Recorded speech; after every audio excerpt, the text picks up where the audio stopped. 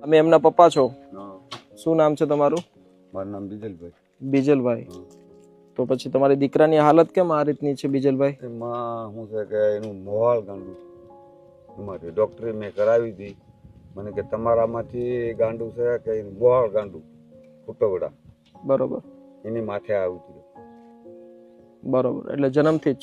જન્મથી તો જેન ન દીધી સાહેબ. આવું થયું. ઘરે કોણ કોણ છે તમારે? મારે હું એક છું ને 3 દીકરા છે. એક હારો છે રોટલા વાળી ગમે એને કામે વ્યો જાય, એક ઘેરે છે ને એક આ છે.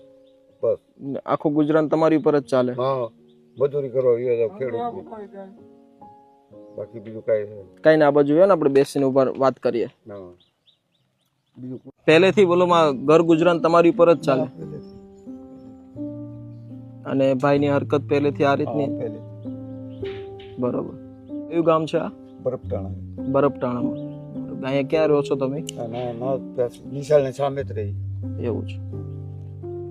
હે ભઈલા, કેમ આવી રીતે હરકત કરો છો તમે? આ બાજુ બી આવો, બેસો અહીંયા. હે ઓ ભઈલા, પ્રભુ શું કહે છે? બરોબર. આવું છે મારી સાથે? માવો આપે, માવો ખવડાવે. માવો ખાઈએ ને આપણે? માવો ખવડાવે. પેશાબ ને બધું પેન્ટમાં જ કરે છે? આમ એને ખબર પડે છે કે નથી પડતી? પડે જાય બુદ્ધિના પછી હું દાડી હતો પછી કાંઈ વાય આટું. બરોબર, ઊભા થઈ જાઓ. હે